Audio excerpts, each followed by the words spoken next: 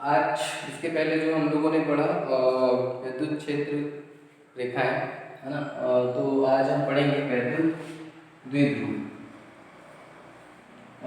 वैद्युत द्विध्रुव हमारे पूरे कहा जाए पूरे एक वर्ल्ड में या पूरी जगह पर पाए जाते हैं। संसार में हर जगह वैद्युत द्विध्रुव पाए जाते हैं, है ना।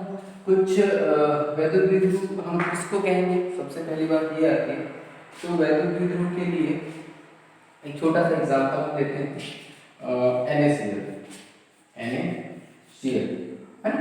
इसमें ये सोडियम है, ये सोडियम और ये क्लोरीन है, ठीक है। तो सोडियम और क्लोरीन जो अपने पास दो एटम है, यहाँ पे दो परमाणु है। तो ये इसमें ये सोडियम कैसा होता है, पॉजिटिवली चार्ज होता है, ठीक है। और अपने पास ये क्लोरीन है वो नेगेटिवली चार्ज होता है, क्योंकि सोडियम से एक इलेक्ट्रॉन कहाँ चला जाता है, अपने पास सोडियम पॉजिटिवली चार्ज होता है और क्लोरीन नेगेटिवली चार्ज होता है, ठीक है। अब इसमें एक चीज ये देखते हैं कि ये दोनों एक दूसरे के पास में होते हैं और क्या बनाते हैं, अपने पास अणु तैयार करते हैं। मतलब ये दो परमाणु मिलकर के एक अणु बनाते हैं। अब इसको द्विध्रुव क्यों कहते हैं, तो थोड़ा सा ये समझिए। इसके पास क्या है, प्लस ई, और इसके पास क्या है, माइनस ई, ठीक है। तो इन दोनों के पास आवेश कैसे हैं, एक समान है, ठीक है। आवेश कैसे हैं, एक समान है। और यहाँ पर हम ये देखते हैं कि इसके पास आवेश एक ऋणात्मक, मतलब हमें बोलेंगे कि ऋण ई, एक इलेक्ट्रॉन मींस हमें बोलेंगे कि एक कूलम नहीं बोलेंगे, 1.6 × 10⁻⁻⁹ इतना आवेश इसके पास है और इतना ही आवेश इसके पास है। दोनों के पास एक समान आवेश है और दोनों के केंद्र हम देखते हैं, तो दोनों के केंद्र यहाँ पर आकर के ये दोनों अपने पास परमाणु जो है एक निश्चित दूरी में आकर के क्या हो जाते हैं, फिक्स हो जाते हैं, स्थिर हो जाते हैं। अब ये आगे इस तरफ नहीं आ सकता और ये इस तरफ नहीं जा सकता है, तो एक फिक्स डिस्टेंस पर होते हैं ये, ठीक है। और ये जब दो हमारे पास आवेश, जब दो आवेश, दो एक समान आवेश, दो एक समान तथा विपरीत आवेश एक दूसरे से एक निश्चित दूरी पर स्थित हों, तो ऐसे अणु को हम क्या बोलते हैं, द्विध्रुव, वैद्युत द्विध्रुव, ठीक है। इसकी डेफिनेशन हम तैयार कर देते हैं। जब दो एक समान आवेश,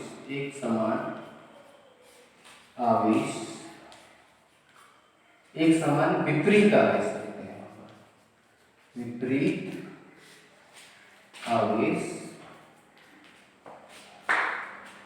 एक निश्चित दूरी पर स्थित है, एक निश्चित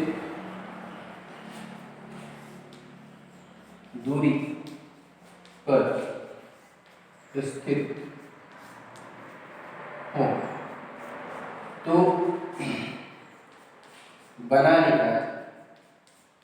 बना निकाय क्या कहलाता है, वैद्युत द्विध्रुव कहलाता है, वैद्युत द्विध्रुव कहलाता है, द्विध्रुव कहलाता है, ठीक है। अब ऐसे ही हमारे नेचर में एक तो हमने ये देख लिया है, और इसके बाद हम ये बोलते हैं कि क्या इसके पास नेट चार्ज कितना है ना। नेट चार्ज मतलब इसके पास कुल आवेश कितना है, तो हम बोलेंगे इसके पास कुल आवेश कितना है, तो शून्य। क्यों, धन ई और ऋण ई दोनों मिलाकर के कितना हो जाएगा, शून्य हो जाएगा। तो इसके पास नेट चार्ज जो होगा शून्य होगा। तो क्या इसका अपना एक क्षेत्र होगा, इस विद्युत द्विध्रुव का क्या अपना एक क्षेत्र होगा, हम इसको क्यों पढ़ रहे हैं। पहली बात तो ये आती है कि हम इसको पढ़ क्यों रहे हैं और क्या इसका अपना विद्युत क्षेत्र होगा, जबकि इसका नेट मतलब हम कुल आवेश की बात करते हैं, तो इसका कुल आवेश कितना होता है, शून्य होता है।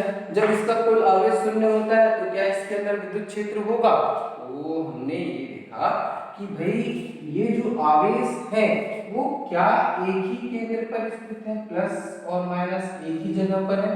तो हमने कहा नहीं, उनकी जो जगह है, उनके वो जो है वो एक निश्चित दूरी पर स्थित है। अर्थात ये भी अपना एक इफेक्ट दिखाएगा, अपना प्रभाव दिखाएगा, ये वाला आवेश भी अपना प्रभाव दिखाएगा। तो इस पर इसका अपना एक विद्युत क्षेत्र होगा, ठीक है, इस आवेश का अपना एक विद्युत क्षेत्र होगा। हाँ, यदि दोनों को एक साथ लेकर चल रहे हैं तो हम कह सकते हैं कि उनका कुल आवेश कितना होगा, 0 होगा। लेकिन एक हमने क्या कहा कि वैद्युत द्विध्रुव क्या है, तो जब दो एक समान या बराबर विपरीत आवेश एक निश्चित दूरी पर स्थित है तो बना निकाय क्या कहलाता है, वैद्युत द्विध्रुव कहलाता है। तो हमने एक एग्जांपल, उसका एक छोटा सा एग्जांपल लिया है NaCl। तो क्या NaCl जो अपने पास वैद्युत द्विध्रुव है, क्या उसका विद्युत क्षेत्र होगा, तो हमने कहा यस होगा। कैसे होगा, तो क्योंकि एक ये क्या है कि एक निश्चित दूरी पर है, तो ये अपना इफेक्ट दिखाएगा कहीं ना कहीं, ठीक है, इसका भी अपना कहीं ना कहीं इफेक्ट होगा क्योंकि इनके बीच की एक दूरी है, एक निश्चित दूरी है, तो ये एक विद्युत क्षेत्र का निर्माण करेंगे, विद्युत क्षेत्र का निर्माण करेंगे, है ना। अब ये जो विद्युत क्षेत्र बनाएंगे इसके बारे में, मतलब इसी विद्युत क्षेत्र, मतलब विद्युत द्विध्रुव के इस विद्युत क्षेत्र जो वो एक विद्युत क्षेत्र तैयार करेगा उसके गुणों को हम अध्ययन करेंगे, ठीक है। और इसके इस विद्युत क्षेत्र के कारण, है ना, अलग अलग स्थितियों पर हम क्या करना चाहेंगे, विद्युत क्षेत्र की तीव्रता निकालेंगे। किसके कारण, इस विद्युत द्विध्रुव के कारण। फिर एक बात इसमें और सोचते हैं कि क्या सभी अणु, फिर से वही क्वेश्चन आता है, क्या सभी अणु वैद्युत द्विध्रुव होते हैं, है ना। तो जैसे हमारे पास इसमें हमने देखा NaCl देखा, तो हमने बोला कि हाँ चलो ये उसमें किसमें रूम टेम्परेचर पर वैद्युत द्विध्रुव की भांति व्यवहार करता है। फिर हमने एक और एग्जांपल लिया H2O, ऑक्सीजन, देखिए यहाँ पर ये ऑक्सीजन है, ठीक है, इसके साथ में ये H जुड़ा हुआ है, इसके साथ में ये H जुड़ा हुआ है, दोनों के बीच का एंगल हम सब जानते हैं कितना होता है, 120 डिग्री होता है, ठीक है।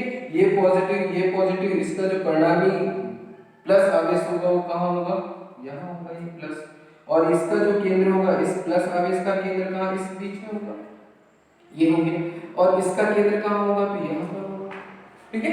तो इसमें भी देखिए आप, इन दोनों के बीच क्या एक सर्टेन डिस्टेंस है ना, एक निश्चित दूरी है, तो ये भी किस तरह बिहेव करेगा नेचर में, तो एक वैद्युत द्विध्रुव की तरह बिहेव करेगा, ये भी वैद्युत द्विध्रुव की तरह बिहेव करेगा, ये भी।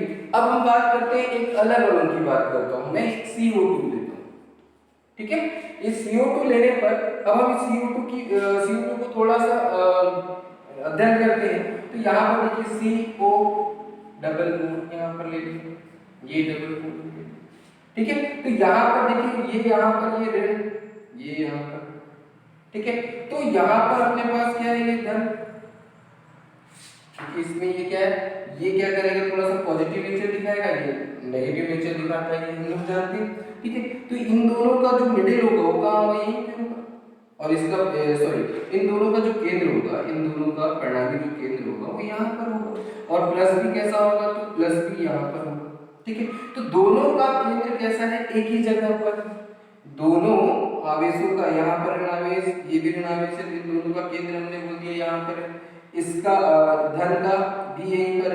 तो क्या ये वैद्युत द्विध्रुव की बात है, क्योंकि इन दोनों के बीच यहाँ पर ये धन है और एक ऋण है, मतलब ऋण और ये धन एक ही बिंदु पर है। जब ये एक ही बिंदु पर है, दोनों के बीच की जो दूरी है वो क्या होगी, 0 होगी, मतलब धन और ऋण के बीच की दूरी कितनी है, r। यदि हम इन दोनों के बीच की दूरी को r से डिनोट करते हैं तो r हमको क्या मिल जाएगा, 0 मिल जा रहा है। तो क्या ये वैद्युत द्विध्रुव की भांति व्यवहार करेगा, हमने कहा नहीं करेगा, ठीक है। जब ये वैद्युत द्विध्रुव की भांति व्यवहार नहीं करेगा तो अब क्या इसको हम ध्रुवीय बना सकते हैं, क्या इसको हम वैद्युत द्विध्रुव की भांति व्यवहार करने, क्या ये वैद्युत द्विध्रुव की भांति व्यवहार कर सकता है, तो हमने कहा हाँ, क्या कब कर सकता है, तो जब हम इसको क्या करते हैं, एक विद्युत क्षेत्र, एक समान विद्युत क्षेत्र में मैं इसको रख दूं, यहाँ पर ये नहीं बना, ये यहाँ पर मैंने एक समान विद्युत क्षेत्र बनाया है ना। और एक समान विद्युत क्षेत्र में रखने पर देखिए यहाँ पर थोड़ा और ध्यान दीजिए, फिर से मैंने कहा एक समान विद्युत क्षेत्र की विशेषता क्या होती है कि उस विद्युत क्षेत्र के प्रत्येक बिंदु पर जो हमारे पास विद्युत क्षेत्र की तीव्रता होती है वो कैसी होती है, एक समान होती है। मतलब अभी देखिए यहाँ पर ये क्या होगा, और हमेशा मैंने आपको ये भी बताया था कि जो हमारे पास विद्युत बल रेखाएं हैं वो हमेशा क्या होती है, या विद्युत क्षेत्र रेखाएं वो माइनस से कहाँ जाती हैं, प्लस की हो जाती है, माइनस से प्लस की हो जाती है। तो ये क्या करेगा, देखिए ये इसको यदि हम इस विद्युत क्षेत्र में रख देते हैं, इसको इस CO2 को इस विद्युत क्षेत्र में रख देते हैं, तो ये ऋण इसको क्या करेगा, यहाँ पर यदि हमने इसको ऋण लिया है, सॉरी प्लस से माइनस की हो जाती है विद्युत बल रेखा हमेशा प्लस से माइनस की ओर जाती है। तो देखिए यहाँ पर ये प्लस क्या करेगा, इसको अपनी ओर खींच लेगा, तो ये इसको थोड़ा सा इधर खींच लिया, हमने बोला इधर खींच लिया, ठीक है। ये वाला जो है, क्योंकि ये ऋण है, ये ऋण है, तो ये इसको थोड़ा सा क्या करेगा, इधर पर, बस समझ में आ गई। तो इसने इसको इधर खींच लिया, इसने उसको अपनी तरफ आकर्षित कर लिया, ऐसा हम बोल सकते हैं, क्योंकि थोड़ा सा डिफरेंस आएगा, ठीक है। तो ऋण कहाँ आ गया, ये ऋण इधर आ गया, ऋण का जो केंद्र है वो थोड़ा सा कहाँ आ जाएगा, इधर आ गया। ये जो धन जो होगा, क्योंकि ये धन है, तो ये वाला धन को क्या करेगा, ये इधर प्रतिकर्षित कर देगा, ठीक है। और ये ऋण इसको क्या करेगा, अपनी ओर आकर्षित कर लेगा, अर्थात इनके बीच कुछ दूरी होगी, निश्चित दूरी होगी।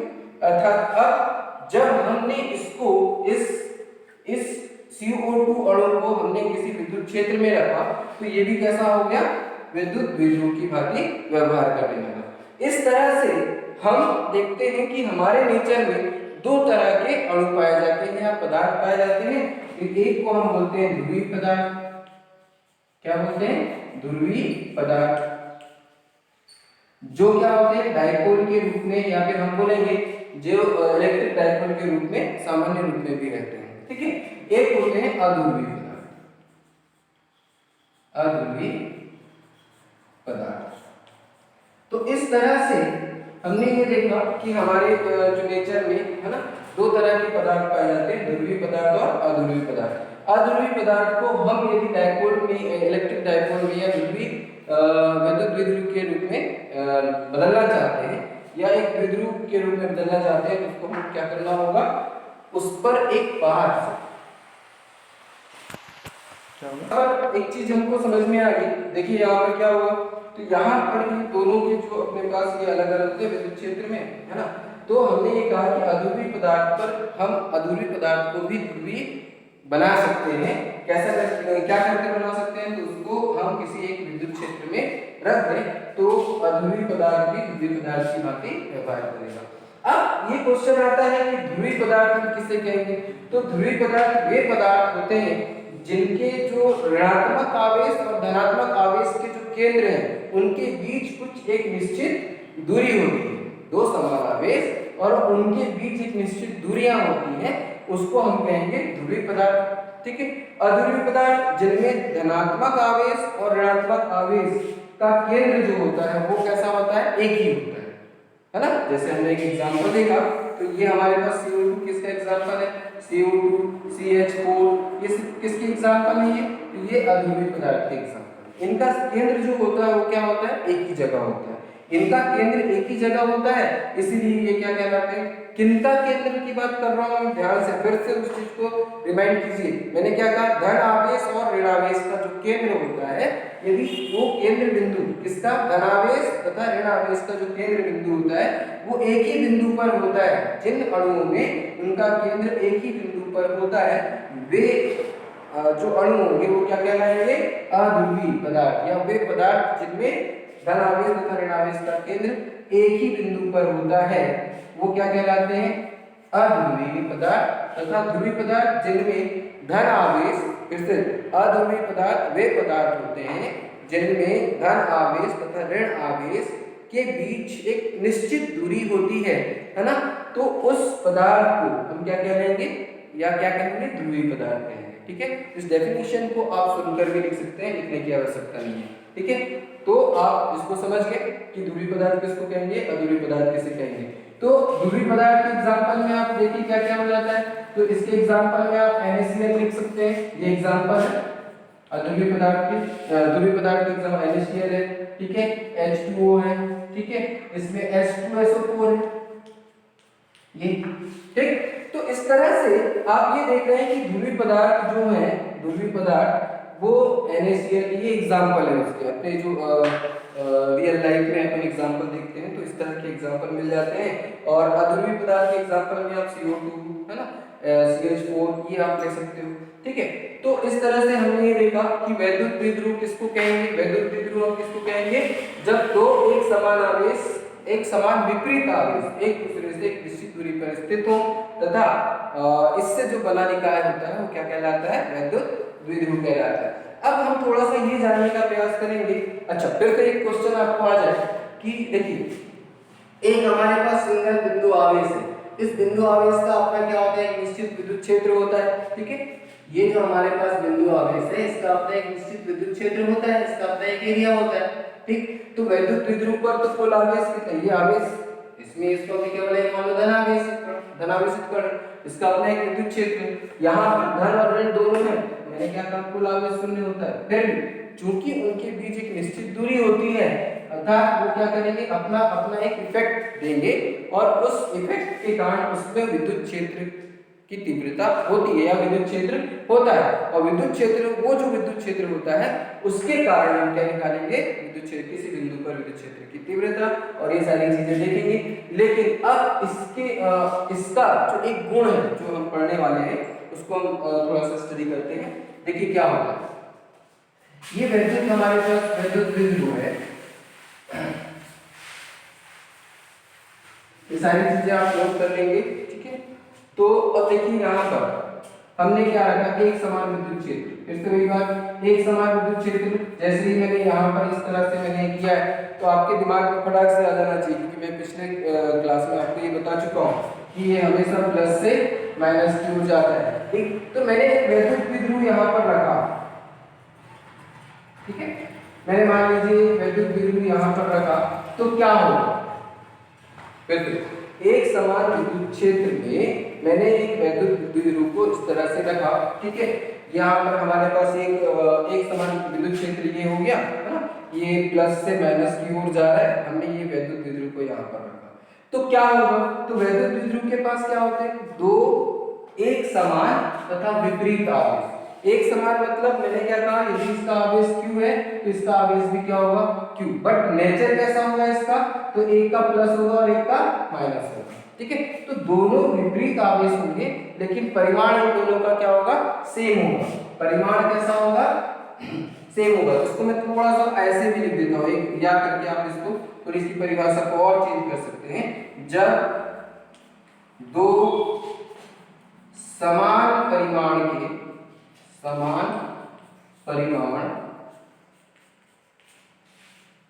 के विपरीत आवेश ऐसा नहीं, तो और क्लियर हो जाएगा ये, आवेश विपरीत आवेश एक दूसरे से एक निश्चित दूरी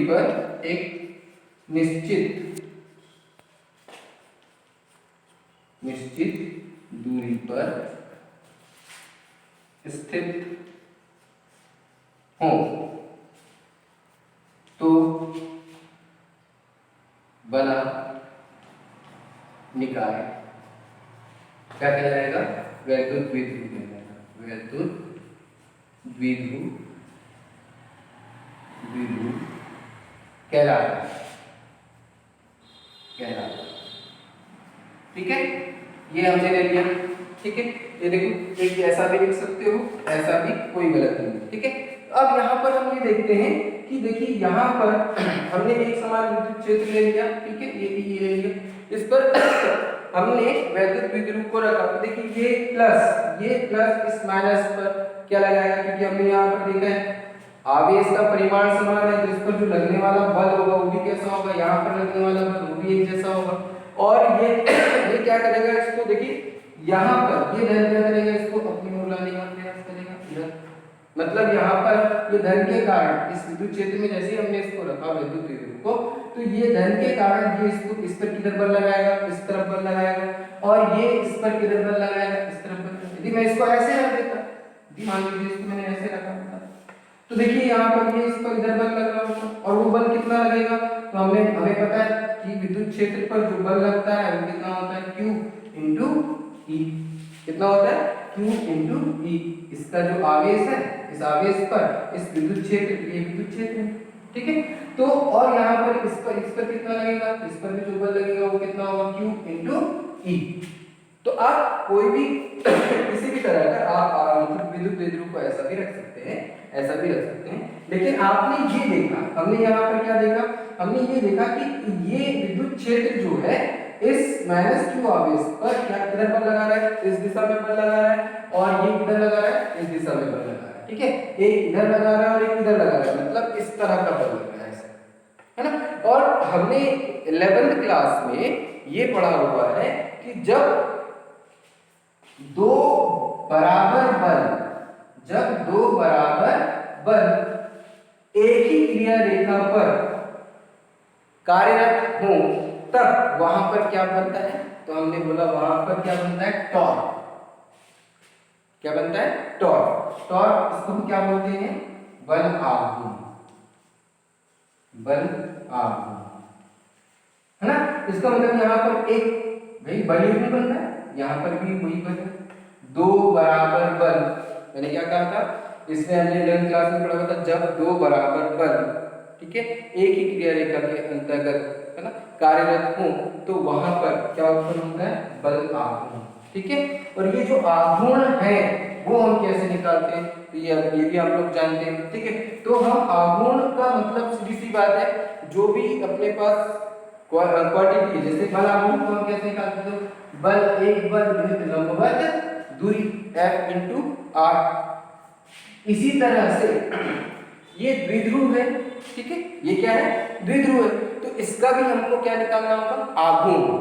तो ये आघूर्ण निकालने के लिए द्विध्रुव के साथ हमको क्या करना पड़ेगा, तो L का गुणा करना पड़ेगा या लंबाई का गुणा करना पड़ेगा। तो हमने क्या कहा था, एक निश्चित दूरी होती है ना, उस निश्चित दूरी, ये जो निश्चित दूरी है इसको हमने क्या मान लिया, R।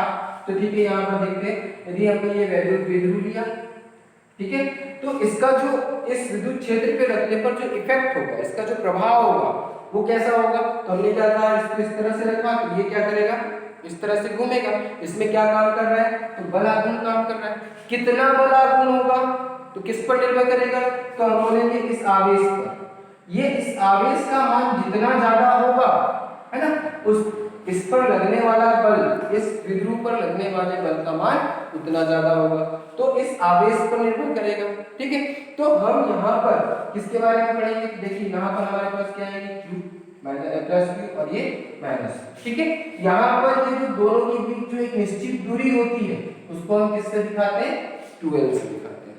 ठीक है, इसको हम क्या बोलते हैं, प्रभावकारी लंबाई, ये भी याद रखिएगा। जो निश्चित दूरी होती है, निश्चित, यहाँ लिख देता हूँ, निश्चित दूरी को 2L से दर्शाया जाता है। ठीक है, ये हम मानकर चलते हैं। चलिए भाई कैलकुलेशन में हमने इसको क्या मानकर चला है, 2L। ठीक है, तो यहाँ इसमें हमने मिड पॉइंट ले लिया, तो ये क्या हो जाएगा तुम्हारे L, और ये भी क्या हो जाएगा L। तो हमने क्या कहा, देखो इसमें हमने क्या कहा था कि देखो हमने यहाँ पे बल लिखा, यहाँ एक बल और उसकी लंबवत दूरी, यहाँ पर हम एक आवेश ले लेते हैं। तो यहाँ पर यदि हम क्या करते हैं, द्विध्रुव की बात कर रहे हैं, तो इसका जो प्रभाव होगा इस जगह पर, उस प्रभाव को हम क्या नाम देंगे, विद्युत द्विध्रुव आघूर्ण। क्या नाम देंगे, विद्युत द्विध्रुव आघूर्ण। क्यों, क्योंकि ये क्या करेगा, किसी भी विद्युत क्षेत्र पे रख देने पर एक आघूर्ण टॉर्क का निर्माण करेगा, बल आघूर्ण का निर्माण करेगा। ये भी हम पढ़ेंगे आगे पे, लेकिन हमें इससे पहले क्या पढ़ना होगा, विद्युत द्विध्रुव आघूर्ण। तो उसको हम देख लेते हैं, उसको क्या कहेंगे। ठीक है, तो यहाँ पर हम बोलेंगे, देखिए ये इसमें थोड़ा सा उसको और समझते हैं, तो वैद्युत द्विध्रुव आघूर्ण क्या होगा इसको समझ लेते हैं, उसके बाद उसकी डेफिनेशन देख लेंगे। तो देखिए यहाँ पर ये आवेश है ना, ये आवेश एवं लंबवत दूरी, कहां से, इस मिड पॉइंट से लंबवत दूरी, तो ये कितना हो जाएगा, Qn। इसको हम बोलेंगे आवेश का आघूर्ण। ठीक है, आवेश का आघूर्ण। इसमें देखिए क्योंकि ये इसके साथ इधर लग रहा है, इसके दूसरे छोर को, एक छोर को लेके चल रहे हैं कितना, दूसरे छोर को लेके चलेंगे तो कितना हो जाएगा, और दोनों को लेके चले तो किसका आघूर्ण हो जाएगा, वो वैद्युत द्विध्रुव का आघूर्ण। यहाँ पर वैद्युत द्विध्रुव के एक आवेश को लेके चले, फिर दूसरे आवेश को लेके चले और दोनों को ऐड कर दिया, तो क्या मिला, 2Qn। ठीक है ना। और दोनों आवेश को लेके चले तो क्या मिल गया 2qn। तो ये क्या हो गया, दोनों आवेश मतलब ये क्या हो गया, ये क्या कहलाता है, वैद्युत द्विध्रुव। तो वैद्युत द्विध्रुव का आघूर्ण कितना होगा, तो ये कितना होगा p। अच्छा एक बात और कि वैद्युत द्विध्रुव के आघूर्ण को किससे डिनोट करते हैं, p से। तो p बराबर कितना मिल गया आपको 2qn। तो अब इसका हम डेफिनेशन, इसको समझ में आ गया कि ये एक्चुअली क्या है, ये जो p क्या है, ये क्या है, इफेक्ट किसका, वैद्युत द्विध्रुव का। ठीक है, इफेक्ट मतलब प्रभाव, वैद्युत द्विध्रुव के प्रभाव को हम क्या नाम देते हैं, वैद्युत द्विध्रुव आघूर्ण। तो चलिए इसको डिफाइन कर देते हैं। तो चलिए वैद्युत द्विध्रुव आघूर्ण को डिफाइन कर देते हैं।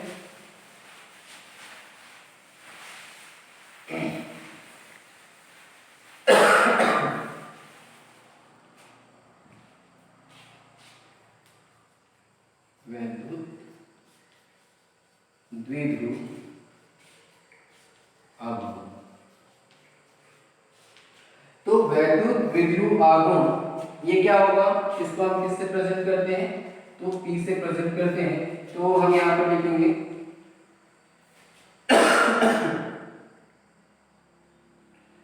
किसी वैद्युत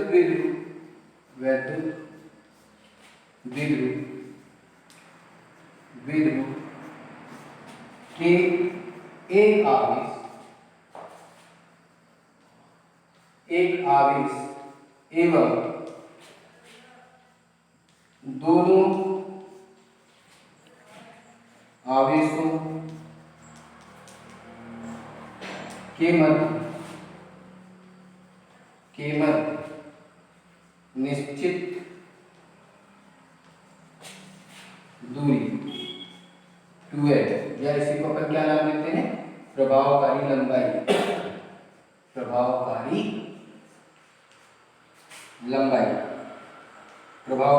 लंबाई ऐसे लिख देते हैं ना।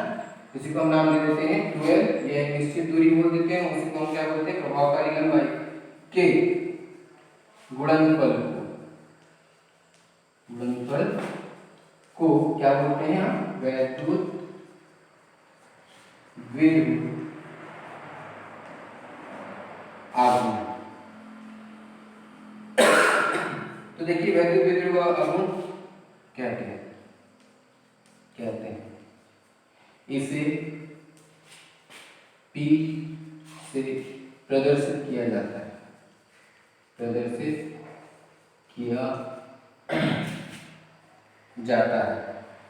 ठीक है, इसे प्रदर्शित किया जाता है। तो P बराबर क्या हो जाएगा 2ql। तो ये जो हमने एक राशि बना ली P is equal to 2ql है ना, ये किस तरह की राशि है, तो हम बोलेंगे एक सदिश राशि। यह एक सदिश राशि है, यह एक सदिश राशि है। तो हम इसको सदिश रूप में लिखेंगे, तो ऐसा लिखेंगे 2ql, ठीक है, इस तरह से। इसका अपने पास यूनिट क्या हो जाएगा, तो कूलॉम मीटर। इसका यूनिट क्या हो जाएगा, कूलॉम मीटर, ठीक है, इसका यूनिट हो गया कूलॉम मीटर। ठीक, इसके बाद हम क्या करेंगे, तो यहां पर यदि इसको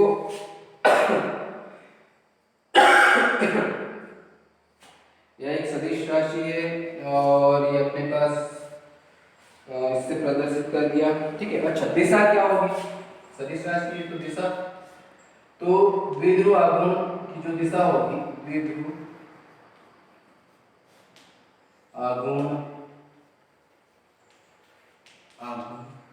की दिशा हमेशा -q से +q की होती है, क्या माइनस से +q की और, क्योंकि आवेश कुछ भी हो सकता है, 2q भी हो सकता है, 3q भी हो सकता है, आधा मतलब आवेश कम ज्यादा हो सकता है, तो माइनस से +q होती है। इसीलिए हम क्या करते हैं, पैटर्न यूज कर लेते हैं कि जब भी हम द्विध्रुव बनाते हैं तो हम यहाँ पर क्या करेंगे, -q लिखेंगे और यहाँ पर क्या लिख देंगे, +q लिख देंगे, ठीक है। तो जब भी हम द्विध्रुव बनाएंगे तो यहाँ पर -q और यहाँ पर क्या लिख देंगे, +q। तो ये चीजें आपको ये चीज हमारी क्या होगी, विद्युत विद्युत आघूर्ण के बारे में होगी। ठीक है, अब ये जो विद्युत विद्युत आघूर्ण है, अब हम क्या करते हैं, इसी के कारण, अब इस विद्युत विद्युत के कारण हम विद्युत क्षेत्र की तीव्रता निकालना चाहते हैं। तो ये जो विद्युत क्षेत्र की तीव्रता है वो अलग अलग स्थितियों पर हम निकालेंगे। देखते हैं उसमें कितनी सारी स्थितियां बनती हैं। तो चलिए देखिए इसमें देखते हैं।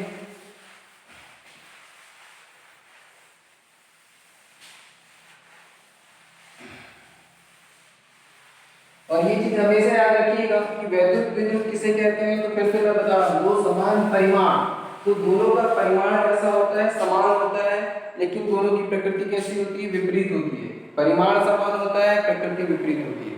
याद रखिएगा, बार बार इस चीज को बोल रहा हूं कि हर जगह, बहुत सारी जगह हम विद्युत विद्युत का प्रयोग करेंगे और उसमें परिमाण कैसा होगा, एक समान होगा, प्रकृति विपरीत होगी, एक प्लस होगा तो एक माइनस होगा।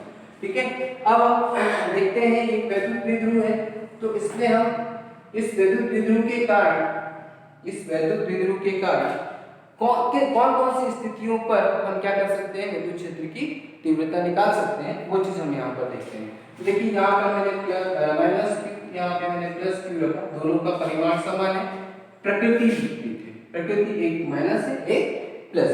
देखिए यहाँ पर इसको हमने इधर आगे बढ़ा दिया और इस लाइन को इधर आ दिया। हमने विद्युत क्षेत्र की तीव्रता एक बार हम यहाँ पे निकाल सकते हैं, इस तरफ निकालेंगे, एक बार इस तरफ। तो ये इसके अक्ष पर, ये किसके, इसके अक्ष के अनुदिश ये लाइन हमने आगे बढ़ा दी, इस अक्ष को आगे बढ़ा दिया। ठीक है, तो यहाँ पर यदि हम यहाँ पर निकालें या यहाँ पर निकालें, तो ये जो स्थिति होगी जहां पर हम विद्युत क्षेत्र किसके कारण, इस विद्युत विद्युत के कारण यहाँ पर और यहाँ पर, मतलब हमने क्या किया, इसके अक्ष को हमने और आगे बढ़ा दिया और उस पर हम इस तरफ विद्युत क्षेत्र की तीव्रता निकालें या इस तरफ निकालें। तो यहाँ पर ये कौन सी स्थिति कहलाएगी, ये कहलाएगी अक्षीय स्थिति। विद्युत विद्युत की अक्षीय स्थिति पर हम क्या निकालेंगे, विद्युत क्षेत्र की तीव्रता। इसी तरह से इसी पर मैं थोड़ा सा इसको आगे लिख देता हूँ। यहाँ पर देखिए, इस पर हमने क्या किया, ये इसके हम मध्य बिंदु से इस लाइन पर, ये यहाँ से ऐसे लाइन, इस लाइन पर कहीं पर भी हम विद्युत क्षेत्र की तीव्रता निकालते हैं, तो इसको हम क्या बोलते हैं, निरक्षीय स्थिति। देखो इसको हमने क्या नाम दिया, अक्षीय स्थिति, अक्षीय स्थिति, और इसको हमने क्या नाम दिया, निरक्षीय स्थिति।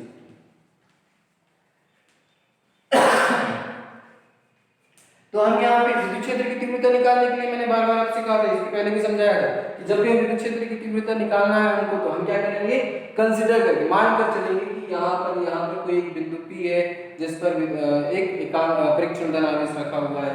यहाँ इसके अक्ष पर यहाँ पर मान कर चलेंगे कि यहाँ पर कोई एक बिंदु P है जहाँ पर हमें एकांक धनावेश रखा हुआ है, या हम परीक्षण धनावेश रखा हुआ है जिस पर विद्युत क्षेत्र की, तो विद्युत क्षेत्र की तीव्रता निकालने के लिए हमेशा हम किसको कंसीडर करके चलेंगे या किसको मान कर चलेंगे, परीक्षण धनावेश को। ठीक है, तो यहाँ पर जब हम इस एक्सिस पर निकालेंगे उसको हम बोलेंगे निरक्षीय स्थिति पर। ठीक है, और इसके इस विद्युत द्विध्रुव के हम किसी भी बिंदु पर, मान लीजिए यहाँ पर लेते हैं, तो इसको हम कहते हैं सामान्य स्थिति, सामान्य स्थिति पर, सामान्य स्थिति पर, सामान्य स्थिति पर मतलब ये हम कोई भी स्थिति पर हम उस पर विद्युत क्षेत्र की तीव्रता निकाल करके देखेंगे। तो इस तरह से हमारे पास विद्युत विद्युत के कारण अक्षीय स्थिति पर, निरक्षीय स्थिति पर और एक सामान्य स्थिति पर, तो तीनों कंडीशन पर विद्युत क्षेत्र की तीव्रता निकालने की कोशिश करते हैं। तो सबसे पहले हम देखते हैं अक्षीय स्थिति। ठीक है, तो अक्षीय स्थिति में हम देखते हैं, देखिए अक्षीय स्थिति में क्या होगा, तो अक्षीय स्थिति में हमने क्या रखा, यहाँ पर एक माइनस क्यू रखा। ठीक है, यहां से हमने एक दूरी पर एक प्लस क्यू रखा। ठीक, तो हम क्या लेंगे, यहाँ पे सीधे लिखेंगे माना एक द्विध्रुव ए बी, इसमें ले लिया ए बी, है ना, और ए बी है जिसके अच्छी स्थिति पर, हमने यहाँ पे ले लिया ये अच्छी स्थिति पर, यहाँ पर कोई बिंदु क्या ले लेते हैं, P ले लेते हैं। ये हमने ए बी क्या एक द्विध्रुव ले लिया है ना, और द्विध्रुव बोला है तो इसका मतलब सीधे साफ है कि इनमें जो आवेश होंगे वो समान परिमाण के होंगे, ठीक है। और एक बिंदु में स्थिति पर कोई बिंदु P है, कोई हम क्या निकालने जा रहे हैं, अच्छी स्थिति पर, अच्छी स्थिति पर वैद्युत क्षेत्र द्विध्रुव के कारण, द्विध्रुव के कारण विद्युत क्षेत्र की तीव्रता, ठीक है। तो हम इससे ऐसे लिखेंगे, कोई बिंदु P है जहां विद्युत क्षेत्र की द्विध्रुव के कारण, द्विध्रुव AB के कारण विद्युत क्षेत्र की तीव्रता, विद्युत क्षेत्र या हम क्या पढ़ेंगे, परिणामी विद्युत क्षेत्र के कारण विद्युत क्षेत्र की तीव्रता ज्ञात करनी है, तीव्रता ज्ञात करनी है, ठीक है। चलिए, तो ये चीज तो हमको लिखने में हो गया, थ्योरेटिकल पार्ट हो गया, ठीक है। अब हम क्या करेंगे, थोड़ा सा समझिए। मैंने क्या लिया, वैद्युत द्विध्रुव के केंद्र से इस बिंदु की दूरी को हम क्या मान लेते हैं, मान लीजिए r। अच्छा, ये इसको, ये जो प्रभावकारी लंबाई यहाँ पे वैद्युत द्विध्रुव, यहाँ लिख देता हूँ वैद्युत द्विध्रुव की प्रभावकारी लंबाई कितनी है, 12 है ना। तो यहाँ पर ये कितनी दूरी हो जाएगी, यहाँ से यहाँ तक 12, थोड़ा सा समझिएगा इसको, ठीक है। तो देखिए यहाँ से हमने इसके मध्य बिंदु से ये कितना लिया, r, ठीक है। तो ये हमने r ले लिया यहाँ से यहाँ तक, और ये हमारे पास क्या है, 12 है, तो ये वाला l होगा और ये वाला l होगा, ठीक है। तो बिंदु P पर हमारे पास क्या रखा है, प्लस Q आवेश रखा है ना, ये प्लस Q आवेश रखा है। तो यहाँ से यहाँ तक की दूरी, देखिए यहाँ से यहाँ तक की दूरी r है, तो यहाँ से यहाँ तक की दूरी क्या होगी, अर्थात यदि हम क्या लेते हैं, देखो OP कितना है, मैं आपको बता दे रहा हूँ, OP कितना है, r, ठीक है। तो इस OP को मैं क्या लिख सकता हूँ, तो OP को लिख सकता हूँ मैं OB, देखिए इस OP को क्या लिख सकता हूँ, OB plus BP, OB plus BP, clear है। तो मुझे निकालना क्या है, ये BP निकालना है, तो BP बराबर इस OB को इधर पक्षांतर कर दूंगा तो क्या हो जाएगा, OP माइनस OB, ठीक है। तो ये जो BP होगा, ये यहाँ से यहाँ तक की दूरी वो क्या हो जाएगी, तो देखिए OP कितना है, तो OP है r, ठीक। ये OB कितना है, तो देखिए ये कितनी दूरी है, l, इन दोनों के बीच की, तो ये क्या हो जाएगा, माइनस l, अर्थात हमारे पास ये जो दूरी होगी यहाँ से यहाँ तक, ये क्या होगी, r माइनस l, क्या होगी, r माइनस l, ठीक। इसी तरह से अब कौन सी दूरी निकालनी है, तो यहां से निकाल लेते हैं, यहां से यहां तक, ठीक है। तो ये इतनी तो r है, कौन सी वाली आ रही है, यहां से यहां तक, तो फिर हम वही करते हैं, ये r माइनस l समझ में आ गया कैसे, ठीक है। इसी तरह से अब हम क्या करते हैं, AP की दूरी, तो AP को मैं क्या लिख सकता हूं, देखिए AO प्लस OP, ऐसा लिख सकता हूं, या OP प्लस OA, देखो इसको और इसको ऐड कर देता हूं, क्या हो जाएगा, देखो OP क्या हो जाएगा, r, और ये क्या है, l प्लस l, अर्थात AP बराबर क्या हो जाएगा, r प्लस l, ये हमारे पास दूरी क्या आ गई, r प्लस l, क्लियर। तो इस तरह से हमने ये दूरियों को निकाल लिया, ठीक। अब हम क्या करते हैं, देखिए हमने विद्युत क्षेत्र की तीव्रता हमें पता है, हम जानते हैं कि किसके कारण, हम यहाँ पे लिखते हैं प्लस Q के कारण के कारण प्लस क्यू, मतलब हमने यहाँ पे ऐसे लिखा प्लस क्यू आवेश के कारण बिंदु P पर प्लस क्यू आवेश के कारण बिंदु P पर विद्युत क्षेत्र की तीव्रता क्या हो जाएगी?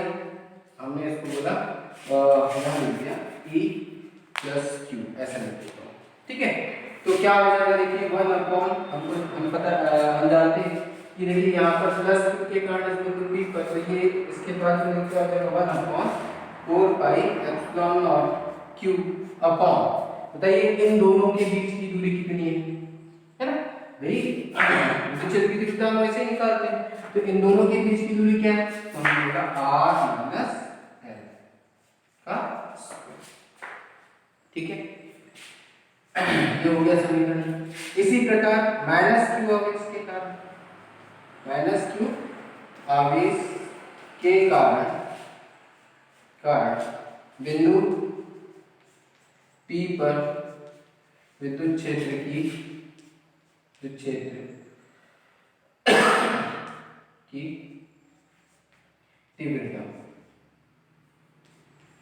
तीव्रता कितनी हो जाएगी? E माइनस क्यू, क्या हो जाएगा? देखिए 1/4 पाई एप्सिलॉन नॉट माइनस आवेश कैसा है? माइनस है, और यहाँ से देखिए यहाँ से इसकी दूरी कितनी है? r प्लस l, कितनी है? r प्लस l, हम इसको क्या लिखेंगे? r प्लस l का स्क्वायर। तो हमने क्या लिया? समीकरण 2 दे दिया। अब हम क्या करेंगे? देखिए हमने क्या किया, ये अलग अलग विद्युत द्विध्रुव के अलग अलग आवेश के कारण इस बिंदु पर हमने क्या निकाल लिया? विद्युत क्षेत्र की तीव्रता निकाल ली। अब हम क्या निकालेंगे?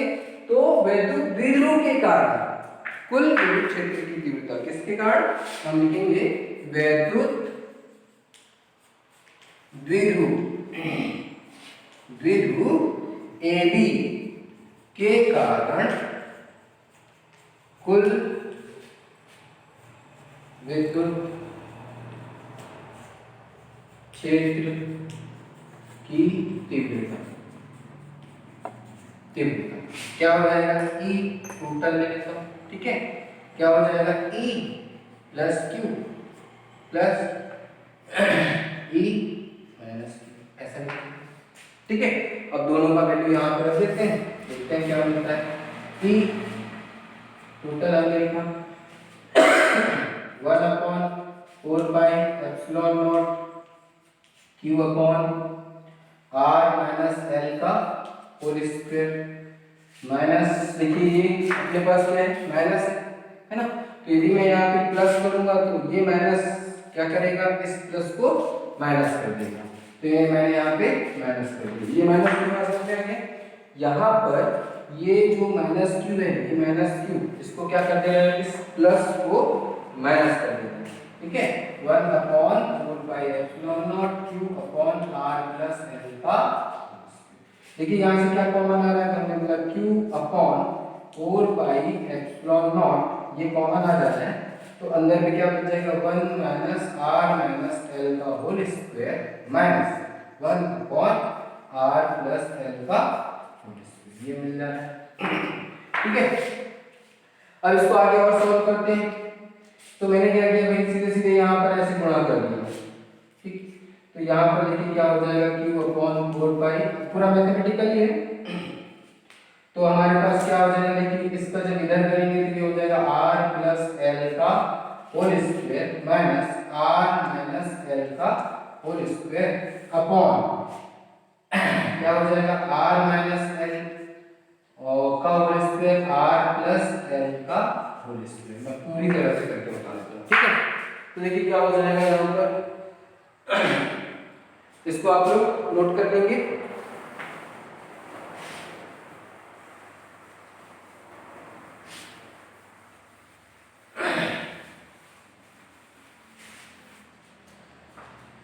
हमारे पास क्या आया? ई टोटल क्या हो जाएगा? q upon 4 pi epsilon not.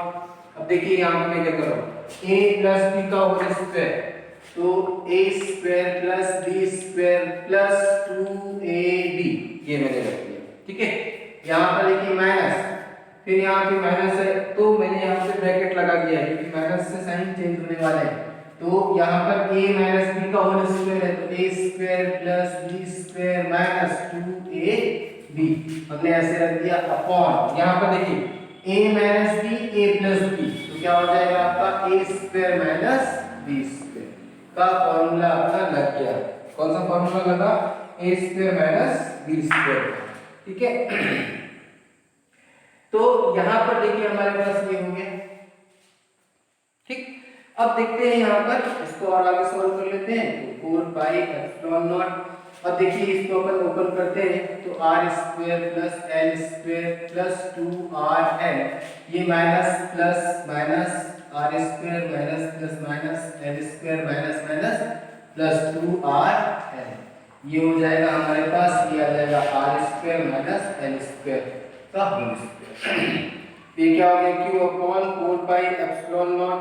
ठीक है, इस r से ये r कैंसिल, ये l से ये l कैंसिल हो जाएगा, ये प्लस है ये भी प्लस है तो कितना आ गया 4rl। ये क्या हो जाएगा r square minus l square का होल स्क्वायर। तो ये हमारे पास क्या मिला, अच्छी स्थिति पर हमको ई टोटल मिल गया। ठीक, मतलब विद्युत क्षेत्र अच्छी स्थिति पर किसी बिंदु पर, मतलब वैद्युत द्विध्रुव के अच्छी स्थिति पर किसी बिंदु पर विद्युत क्षेत्र की तीव्रता ये मिल गई। इसको और तरीके से लिख सकते हैं क्योंकि हम जानते हैं, हमें ज्ञात है, हम जानते हैं या हमें ज्ञात है कि हम जानते हैं, क्या जानते हैं, हमें क्या ज्ञात है 2ql। तो हम इसको ऐसा कुछ करते हैं, देखिए यहाँ पर मैंने क्या किया कि हमारे पास 4 है तो 4 में 2 इधर बाहर निकाल देता हूँ अपॉन 4 पाई एप्सिलॉन नॉट है ना, इसको लिख देता हूँ 2ql इनटू r अपॉन यहाँ पे क्या हो जाएगा r square minus l square का होल स्क्वायर। देखिए 2 3 4 ये यहाँ 2 से 2 का गुणा हो जाएगा तो 4 हो जाएगा, 4 की बात वही है, उसको मैंने सेट कर दिया। सेट क्यों किया? क्योंकि मुझे ये p को लिखना है द्विध्रुव आघूर्ण है ना, ये जो द्विध्रुव आघूर्ण है उसको मेरे को लिखना है तो मैंने यहाँ पे क्या लिख दिया p लिख दिया। तो यहाँ पर क्या हो जाएगा 1 upon 4 pi epsilon not 2pr upon r square minus l square का। ठीक, एक कंडीशन और, जैसे मैंने आपसे कहा कि वैद्युत द्विध्रुव हमने तो यहाँ काफी दूरी रखी है, लेकिन हमेशा याद रखिएगा कि इस वैद्युत द्विध्रुव के बीच की जो दूरी होती है वो काफी कम होती है, मतलब l is less than r। तो हम ये कंडीशन लगा देते हैं, यदि ऐसी कोई कंडीशन हम लगा देते हैं तो ये कैसा हो जाएगा, नगण्य हो जाएगा। नगण्य हो जाएगा तो देखिए यहाँ पर क्या हो जाएगा 1 upon 4 pi epsilon not 2pr upon, देखिए ये खत्म तो r का स्क्वायर तो r पे कितनी पावर 4, तो यहाँ से ये पावर कैंसिल हो जाएगी तो फाइनली हमारे पास क्या आ जाएगा 1 अपॉन 4 पाई एप्सिलॉन नॉट ये क्या हो जाएगा 2p अपॉन r क्यूब। तो इस तरह से हमारे पास et कितना मिल गया, ये टोटल ये मिल जाएगा 1 upon 4 pi epsilon naught 2p upon r cube. ये ठीक है, यदि हम ये कंडीशन अप्लाई करते हैं तो हमारे पास ये रिजल्ट आता है।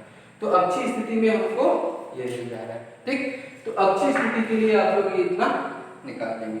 अब हम बात करते हैं निरक्षीय स्थिति में। ठीक है, अच्छा ये तो हमने निकाल लिया, अभी हमको मालूम है कि ये क्या है, सदिश है। ठीक है, सदिश है तो इसकी दिशा क्या होगी, थोड़ा सा एक और चीजों को लिखते हैं। तो इसकी दिशा क्या होगी, तो देखिए इसकी दिशा क्या होगी, यहाँ से थोड़ा समझेंगे तो यहाँ पर देखिए इसके और इसके बीच की, मतलब प्लस q और यहाँ पर परीक्षण धनावेश जो है उन दोनों के बीच की दूरी कितनी है, कम। इन दोनों के बीच की दूरी कितनी है, ज्यादा है। तो हमको ये मालूम है कि इसके कारण इस पर जो लगने वाला बल होगा या विद्युत क्षेत्र की जो तीव्रता होगी, मतलब ये इस डायरेक्शन में लगेगा और वो कैसा लगेगा, कम लगेगा। क्यों? क्योंकि दोनों के बीच की दूरी, मतलब इसको मैं e1 बोल देता हूँ या इसको मैंने क्या बोल दिया, यहाँ पर प्लस q बोल दिया। तो यहाँ पर ये जो प्लस q के कारण इस पर जो बल लगेगा वो क्या लगेगा, ज्यादा लगेगा, क्योंकि दूरी कम है तो लगने वाला बल ज्यादा होगा या विद्युत क्षेत्र की तीव्रता इस पर, इसके कारण इस पर ज्यादा होगी। और ये देखिए ये वाला काफी दूर है तो ये इसको कम से चलेगा। अब मतलब आकर्षित करेगा। मतलब यहाँ पर ये जो EQ है माइनस, वो क्या हो जाएगा, कम हो जाएगा। इसका मतलब मैं ऐसे कह सकता हूँ, इसको कैसे कह सकता हूँ, तो मैं इसको ऐसे लिख सकता हूँ, चूंकि यहाँ पे ऐसे लिख सकते हैं, चूंकि ऐसा R plus L is greater than R minus L. So E plus Q is greater than E minus Q. या किसी को अपन ऐसे लिख देते हैं, E minus Q is less than E plus Q. यदि ऐसा होता है, यदि ऐसा है, तो हम ये कहेंगे कि जो परिणामी दिशा होगी वो क्या होगी, ये राइट साइड होगी। अब राइट साइड होगी, हमने ऐसा बोला, तो ये भी गलत है। ठीक है, क्यों गलत है, क्योंकि यदि मान लो इसको उठा करके यहाँ रख देता हूँ, तब राइट साइड या कहीं और रख देते हैं, तो उसको उस प्रॉब्लम को दूर करने के लिए हम क्या कहेंगे कि जो इसकी जो दिशा होगी, दिशा क्या होगी, तो हम बोलेंगे यहाँ पर विद्युत क्षेत्र की दिशा, यहाँ लिख देता हूँ, विद्युत अक्षीय स्थिति में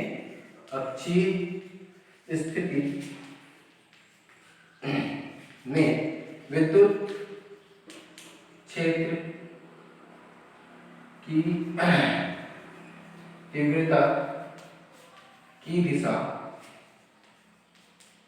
वैद्युत द्विध्रुव की दिशा में, वैद्युत द्विध्रुव की दिशा में, द्विध्रुव की दिशा में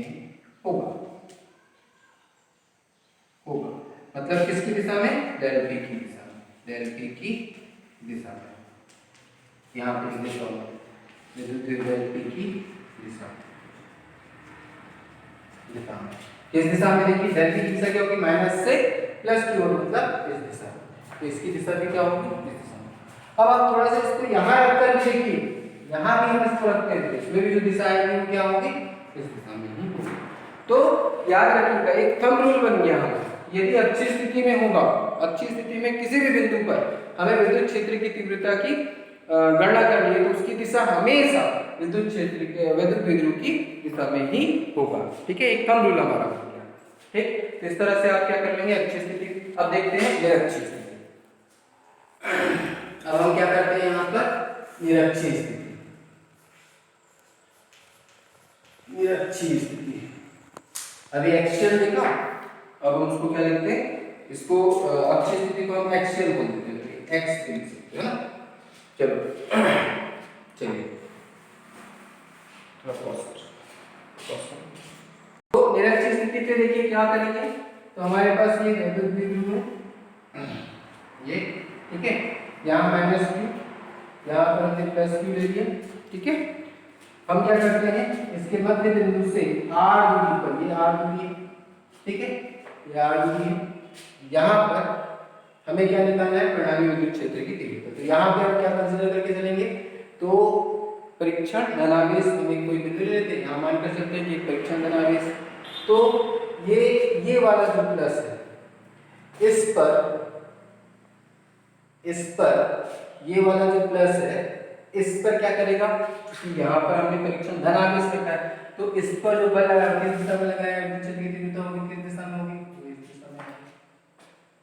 ठीक है, यहाँ पर देखिए, अब देखो दोनों का परिमाण सेम है, अब थोड़ा ध्यान देना इस बात में ना। और यहाँ पर जो होगा ये माइनस, इसको क्या करेगा, अपनी ओर इस दिशा में, ये इसको अपनी ओर खींचे।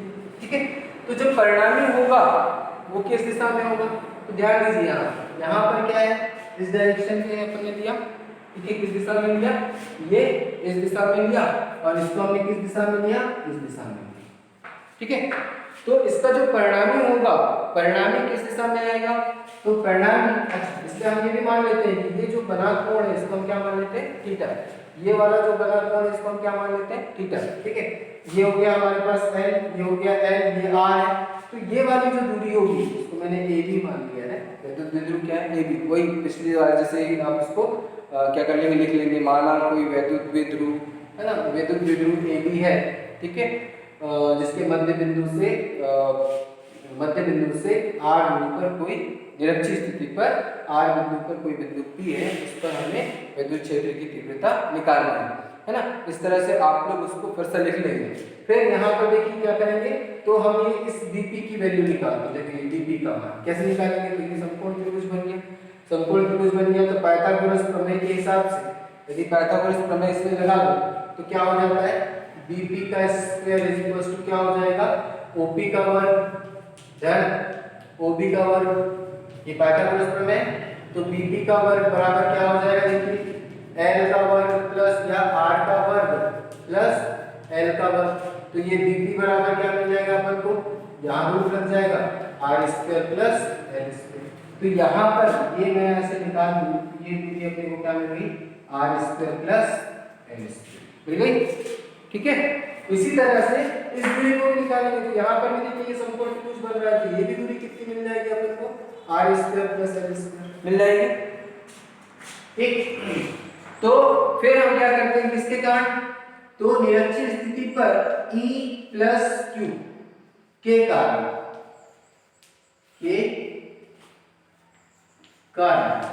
विद्युत क्षेत्र की तीव्रता, विद्युत क्षेत्र की तीव्रता है ना, तो प्लस Q के कारण विद्युत क्षेत्र की तीव्रता कितनी हो जाएगी, तो हमने बोला 1/4 पाई एप्सिलॉन नॉट, यहां से यहां तक की दूरी क्या हो जाएगी भाई, तो हमने बोला इतनी है, तो हमारे पास Q अपॉन क्या हो जाएगा, इसको मैं ऐसे लिख देता हूँ क्या, BP का स्क्वायर ऐसा लिख देता हूँ, ये देखिए BP है हाँ?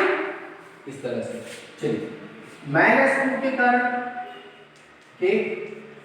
कारण विद्युत क्षेत्र की तीव्रता वो क्या हो जाएगी, देखिए यहाँ पर -Q के कारण, तो हमारे पास ये हो जाएगा ये +Q और ये -Q, तो 1/4 pi epsilon not Q upon, इसको मैंने नाम दे दिया AP का स्क्वायर, देखिए इसके बीच की दूरी यहाँ पर रखा है, यहाँ पर हमको निकालना है। ठीक है, अब यहाँ पर एक चीज आप ध्यान दीजिए कि AP यहाँ पर लिख दीजिए, चूंकि आप देख रहे होंगे कि AP किसके बराबर है, BP, देख रहे हैं ये दोनों कैसे बराबर है, और आवेश भी कैसे बराबर, अर्थात हम ये कह सकते हैं कि E प्लस Q बराबर क्या हो जाएगा, क्योंकि ये ऐसा बराबर है अर्थात E plus Q, E minus Q दोनों कैसे होंगे, बराबर होंगे, और दोनों बराबर होंगे तो इसका जो परिणामी होगा वो किधर होगा, तो हम बोलेंगे परिणामी किस डायरेक्शन में होगा, इस डायरेक्शन में। भाई एक गाड़ी को या किसी भी पार्टिकल को किसी ने इधर से खींचा, किसी ने इधर से खींचा, दोनों ने बराबर बल लगाया, तो ऑब्वियसली वो किधर आगे जाएगा, किधर आगे जाएगा, जाएगा कि जाएगा।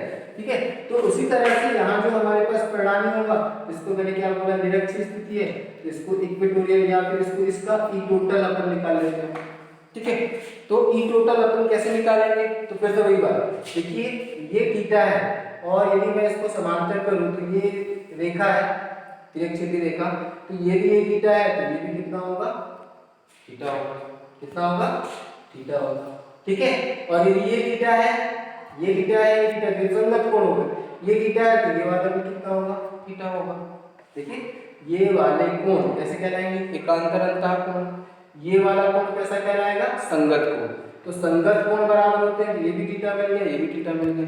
अच्छा, ये यहाँ पर ये किसके कारण है, तो हमने बोला ये -Q के कारण है, यहाँ पर ये किसके कारण है, तो ये E प्लस Q के कारण है। ठीक है, तो इस तरह से हम यहाँ पर इसका इस दिशा में घटक निकाल लेते हैं। मैंने आपसे बोला था 11th क्लास में मैंने बार-बार बताया कि यदि हमारे पास कोई भी अपने पास इस तरह का कोई एलिमेंट होता है या हमारे पास मान लीजिए फोर्स है और ये इसके साथ थीटा बना रहा है कोण, तो हम क्या करेंगे, इसका जो क्षैतिज घटक होगा वो क्या हो जाएगा, जिसके साथ कोण बनता है वो हमेशा क्या होता है, F cos थीटा।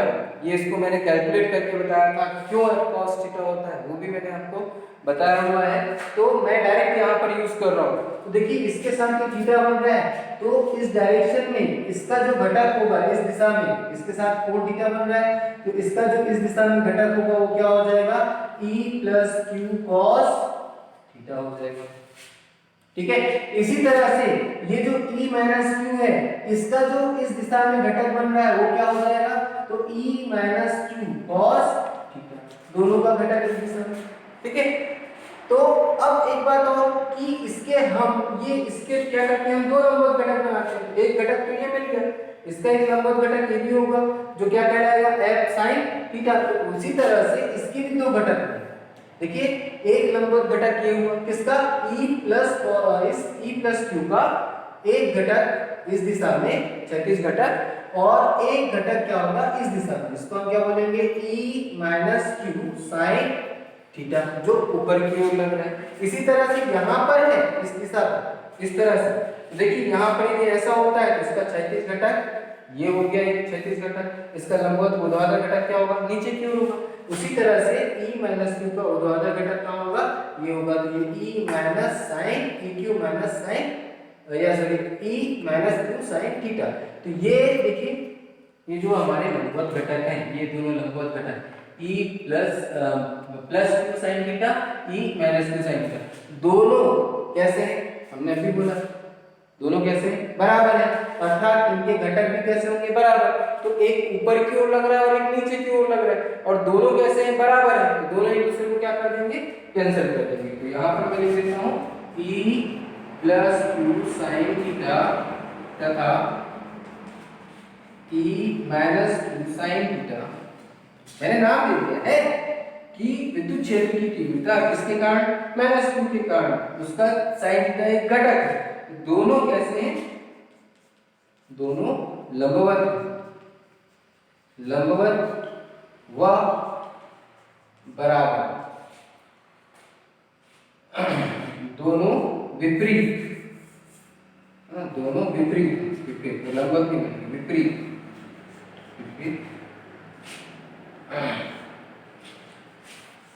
विपरीत एवं बराबर। इसको मैं कौन से घटक बोलूंगा, लंबवत घटक e प्लस के साइन थीटा, e माइनस के साइन दोनों विपरीत तथा बराबर हैं, अतः दोनों एक दूसरे को क्या कर देंगे, दोनों एक दूसरे को निरस्त कर देंगे, एक दूसरे के प्रभाव को निरस्त कर देते हैं। अब हमको क्या निकालना है, परिणाम निकालना है। देखिए इसका जो क्षैतिज घटक है e प्लस क्यू का क्षैतिज घटक e plus Q cos theta, ये इसी दिशा में, और e minus q sine theta cos theta, ये भी इसी दिशा में, दोनों एक ही दिशा में है। तो क्या होगा, उन दोनों के विद्युत क्षेत्र क्या हो जाएंगे, एड अप हो जाएंगे, इनको जोड़ देंगे। तो क्या हो जाएगा, देखिए यहाँ लिख लिया आप लोगों ने, इसको लिख लेना, इसके आगे ही कर देना e टोटल हमारे पास क्या हो जाएगा, तो 1 आपके पास e plus Q cos theta, e minus Q cos theta, दोनों के क्षैतिज घटक कैसे हो जाएंगे, एड अप हो जाएंगे, क्योंकि दोनों एक ही डायरेक्शन में, एक ने ऐसे खींचा तो दूसरे ने भी ऐसे खींचा, दोनों जब एक ही दिशा में बल लगाएंगे तो दोनों क्या हो जाएंगे, ऐड हो जाएंगे। तो देखिए यहाँ पर प्लस क्यू के कारण तो हमारे पास 1/4 पाई एप्सिलॉन नॉट है ना, क्यू अपॉन आर स्क्वायर की बात करते हैं, ठीक है। अच्छा फिर से वही, ये दोनों अभी जस्ट मैंने आपसे कहा कि यदि इन दोनों का परिमाण हमने देखा है, अब भी देखा, तो क्या था, इक्वल था, दोनों का परिमाण इक्वल था, तो इसको मैं क्या लिख सकता हूँ, 2e plus Q cos theta. क्यों, क्योंकि जस्ट अभी हमने बोला था e plus Q is equal to e minus Q, दोनों बराबर, ठीक है। तो जब दोनों बराबर हैं दोनों को ऐड कर देंगे तो कितना हो जाएगा, तो क्या हो जाएगा, 2e प्लस क्यू, इसका वैल्यू रख देता हूँ इसमें, तो 1/4 pi epsilon not Q upon क्या हो जाएगा, AP या BP का स्क्वायर है ना, और ये cos थीटा, ठीक है। तो 1/4 pi epsilon not 2q, BP का मान रख देते हैं, तो r square plus n square का होल स्क्वायर, और ये cos थीटा। तो cos थीटा का मान हम यहाँ से निकाल लेते हैं, त्रिभुज क्या ले लेता हूँ, तो यहाँ पर ओ पी डी, त्रिभुज ओ पी डी में कॉस थीटा, है ना। देखिए इस त्रिभुज को मैंने ले लिया, इस त्रिभुज को ले लिए ओ पी बी में कॉस थीटा, ये ठीक है, ये थीटा कोण है, तो आधार बटे कर्ण, तो आधार क्या है एल, कर्ण क्या है, तो ये हमारे पास root r square plus l, ठीक है। या इसी को अपन क्या लिख सकते हैं, थोड़ा ध्यान दीजिएगा, और इसको हम लिख सकते हैं R square plus L square पर कितने की घात, 1/2 की घात, ऐसा भी लिख सकता हूँ, ठीक है। तो थोड़ा सा देखिए यहाँ पर क्या हो जाएगा, यहाँ पर हो जाएगा आपका 1/4 पाई एप्सिलॉन नॉट 2q, इसको अपन लिख सकते हैं, देखिए ये रूट है, रूट का स्क्वायर निकल जाएगा तो क्या हो जाएगा R square plus L square, इस पर 1 की पावर है, इसमें अपन क्या लिखते हैं एल, इसको मैंने ऐसे लिख दिया into R square plus L square पर 1/2 की घात। देखिए ये इसको मैं x मान लेता हूँ, ये एक राशि है, इसको एक राशि, एक में 1 की घात है, तो दोनों का बेस कैसा है, समान है, तो घातांक आपस में जुड़ जाएंगे, है ना। ये बेस समान है, देखो ये भी एक, इसको मैंने मान लिया कुछ x मान लिया, इसको मैंने x मान लिया, तो x पे 1 की पावर और x में 1/2 की पावर, क्योंकि ये दोनों गुणा में है और दोनों एक जैसी राशि हैं, तो इनके जो घातांक है वो आपस में जुड़ जाते हैं, ठीक है। घातांक क्या होंगे, आपस में जुड़ जाएंगे, तो देखिए क्या हो जाएगा 1/4 pi epsilon not 2q L upon, इसके घातांक को हम जोड़ देते हैं, तो क्या हो जाएगा 1 धन 1/2, आप इसको जोड़ लीजिए, 1 धन 1/2 को जोड़ेंगे तो क्या मिलेगा 3/2, मिल जाएगा कि नहीं मिल जाएगा। तो हम इसको क्या करते हैं, ऐसा लिख सकते हैं 1/4 पाई एप्सिलॉन नॉट, ठीक है, 2ql upon R square plus L square पर कितने की पावर 3/2, ये हमको क्या मिल गया, ठीक।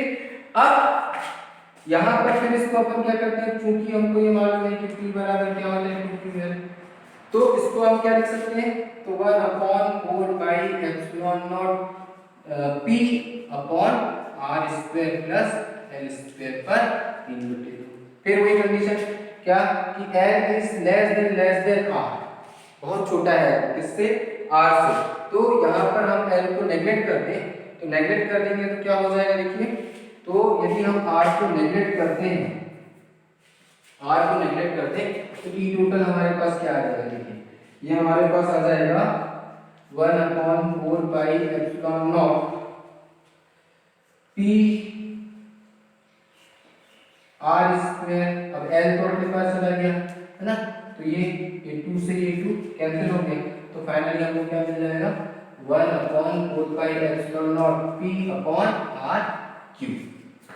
अब इसकी जो दिशा होगी वो क्या होगी, तो ये तो परिमाण हो गया, दिशा क्या होगी, तो निरक्षीय स्थिति में, अब देखिए यहाँ पर दिशा देखते हैं, तो दिशा देखिए क्या है, p की दिशा क्या है, ये, ठीक है, और यहाँ पर हम ये देख रहे हैं कि परिणामी विद्युत क्षेत्र की जो दिशा है वो क्या है, इस डायरेक्शन में, तो p के क्या है, जैसे p की दिशा ये है, विद्युत विध्रुव आघूर्ण की दिशा इधर है, और इसके विपरीत दिशा में किसकी दिशा है, निरक्षीय स्थिति पर विद्युत विध्रुव की विद्युत क्षेत्र की तीव्रता की दिशा है। तो निरक्षीय स्थिति पर जो विद्युत क्षेत्र की तीव्रता है द्विध्रुव के कारण, निरक्षीय स्थिति पर विद्युत क्षेत्र की तीव्रता की जो दिशा होगी वो इस विध्रुव आघूर्ण के विपरीत होगी।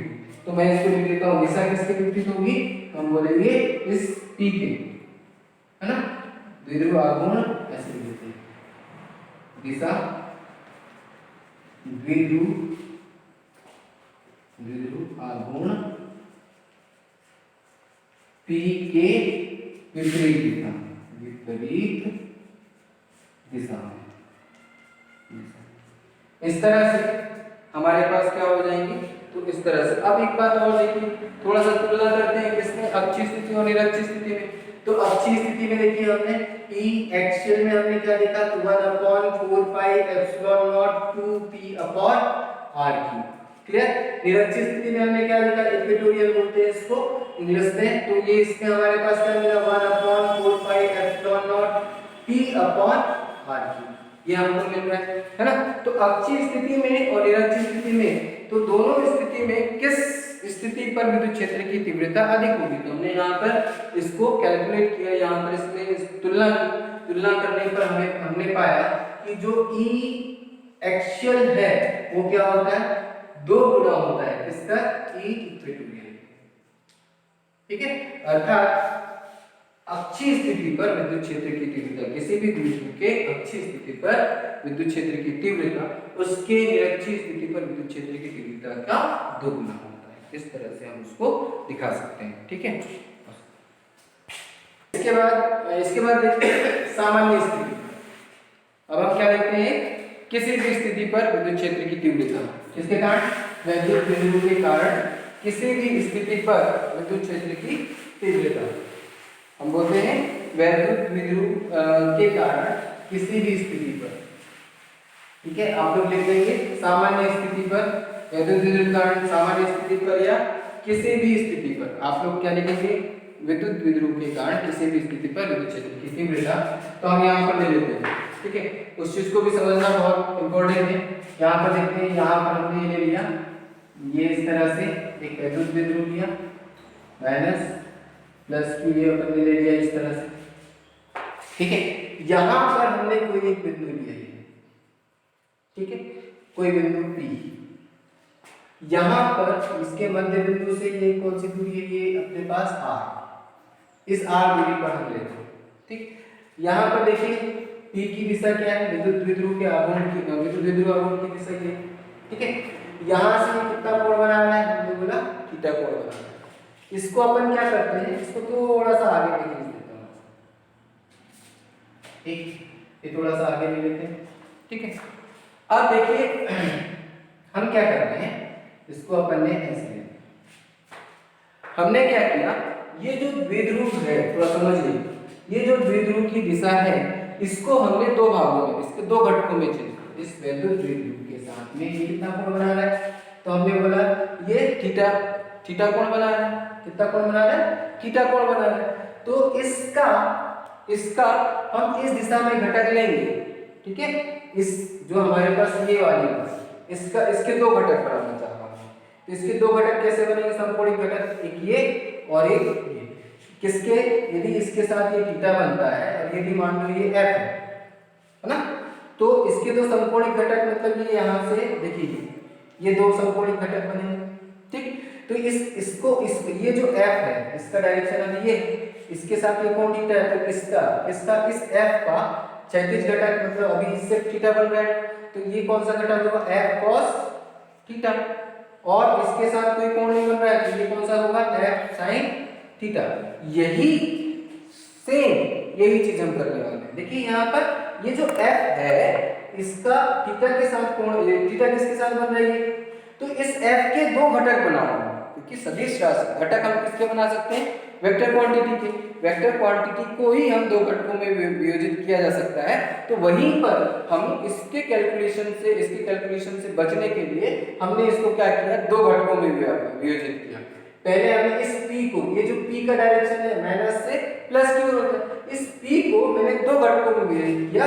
ये वाला इसके साथ थीटा बन रहा है, तो इसको मैंने क्या कहा, P cos थीटा। ये जो है ये वाला, ये क्या हो जाएगा, P cos थीटा। ठीक है, इसका हमने क्या किया, एक ऊर्ध्वाधर, इसका और एक घटक बनाया। इससे फायदा क्या हुआ मैं आपको बताऊंगा। पहले देख लेते हैं ये घटक, ये घटक क्या होगा, इस P का, देखो ये वाले P का 2 घटक बनाओ, जैसे इस f के 2 घटक बनाए ना, f cos थीटा जिसके साथ कोण थीटा बनता है उसको हम क्या लिख देते हैं, f cos थीटा, क्षैतिज घटक कहलाता है, और जिसके साथ थीटा कोण नहीं बनता वो क्या कहलाता है, आपका f sin थीटा। से इसी तरह मैंने इस P को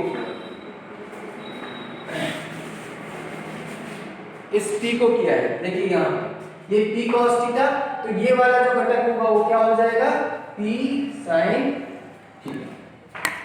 ठीक है, तो देखिए यहाँ पर ये जो द्विध्रुव आघूर्ण है इसके 2 घटक होंगे, P cos थीटा और P sin थीटा। अब इससे फायदा क्या होगा, थोड़ा ध्यान दीजिए। देखिए यहाँ पर ये P sin थीटा के कौन सी स्थिति पर ये बिंदु P, देखिए इस द्विध्रुव आघूर्ण के P sin थीटा के कौन से, देखो ये R दूरी पर, ये है R दूरी पर, ठीक है। आर दूरी पर क्या है, बिंदु P है, अर्थात ये किस स्थिति पर है, देखिए यहाँ पर यदि मैं ऐसे कर लूं तो इस स्थिति को देखें तो यहाँ पर ये कौन सी स्थिति बन गई, निरक्षीय स्थिति। तो P sin थीटा के ये जो बिंदु P है वो किस स्थिति में है, निरक्षीय स्थिति में। तो सीधे फॉर्मूला लगा करके P sin थीटा का, है ना, इस P sin थीटा के कारण द्विध्रुव P sin थीटा, द्विध्रुव के घटक P sin थीटा के कारण निरक्षीय स्थिति पर रखे बिंदु P पर विद्युत क्षेत्र की तीव्रता डायरेक्ट लिख दूंगा मैं, कैसे, यहाँ पे लिख दूंगा द्विध्रुव, यहाँ लिख देता हूँ सीधे, आपके सीधे समझ में आया, द्विध्रुव के घटक P sin थीटा के निरक्षीय स्थिति पर, इस पर निरक्षीय स्थिति पर, और ऐसा क्यों किया समझ में आ रहा है, देखिए ऐसा करने पर ये देखिए ये P sin थीटा के निरक्षीय स्थिति में आ गया, और P cos थीटा के, देखिए ये P cos थीटा यहाँ से यहाँ तक ये ले लिया, तो यहाँ से ये R दूरी पर अपन ये ले लेते हैं, तो ये R दूरी पर ये है, तो हमने बोला कि इसके R दूरी पर क्या है, तो ये किस स्थिति में है, देखिए इसके अक्षीय स्थिति में, अक्षीय स्थिति के R दूरी पर, तो P cos थीटा के लिए अक्षीय स्थिति में आ गया ये बिंदु P, और P sin थीटा के लिए निरक्षीय स्थिति में, तो डायरेक्ट हम निकाल चुके हैं, तो डायरेक्ट मैं यहाँ लिख सकता हूँ स्थिति पर विद्युत क्षेत्र की तीव्रता क्या हो जाएगी, तो हम निकालते हैं, क्या लिखूंगा मैं, P cos P sin theta, direct लिख देता हूँ, तो क्या हो जाएगा आपका 1/4 पाई एप्सिलॉन नॉट, निरक्षीय स्थिति में अभी अपनी जस्ट इसके पहले हमने निकाला था, तो हम सीधे सीधे क्या लिखेंगे, P sin थीटा अपॉन दूरी क्या है, r स्क्वायर, ठीक है। इसी तरह अभी देखते हैं कि यहाँ पर ये कैसे अक्षीय, देखो इस P cos थीटा के कहां पर है, अक्ष पर है, इस P cos थीटा के कहां पर है, अक्ष पर है, तो मैं क्या लिखूंगा यहाँ, द्विध्रुव के घटक, द्विध्रुव, सीधे इसको आपको समझ में आ रहा है, द्विध्रुव के द्विध्रुव आघूर्ण, यहाँ पे द्विध्रुव आघूर्ण P के घटक P sin है ना, द्विध्रुव आघूर्ण P के घटक P cos थीटा के कारण क्या के निरक्षीय स्थिति में, अक्षीय स्थिति में, यहाँ तो निरक्षीय था, ये क्या हो जाएगा, अक्षीय स्थिति, है ना, अक्षीय स्थिति में विद्युत क्षेत्र की तीव्रता क्या हो जाएगा, देखिए P cos theta 1/4 pi epsilon not, 1/4 pi epsilon naught 2P cos theta upon r square, ये हो, ठीक है। तो इस पर देखिए फिर से वही बात, यहां पर अक्षीय स्थिति पे तो इसकी दिशा क्या होगी, ये परिणामी दिशा, इसके लिए यहाँ पर यदि हम विद्युत क्षेत्र लेंगे तो भाई इसकी अपनी दिशा होगी, तो वो दिशा क्या होगी, ठीक है। और इस P sin थीटा के कारण निरक्षीय स्थिति पर दिशा कहाँ जाती है, ये, तो ये परिणामी होगा, ये क्या होगा, EP sin थीटा की दिशा होगी, और ये क्या हो जाएगा, EP cos थीटा की दिशा होगी, ठीक है। तो ये इस तरह से हमारे पास क्या होगा, ये दो लंब घटक, ठीक है। तो इसका जो परिणामी होगा वो किस दिशा में होगा, इसका जो परिणामी होगा, फिर से इसका जो परिणामी होगा वो किस दिशा में होगा, हमने बोला ये इस दिशा में होगा, ये, ठीक। अब उस परिणामी को निकालना है, तो उस परिणामी को निकालने के लिए हमारे पास क्या है, तो समांतर चतुर्भुज का नियम, इस तरह से हम मिला लेते हैं, इसको मिला देते हैं, तो समांतर चतुर्भुज के नियम, सदिशों के समांतर चतुर्भुज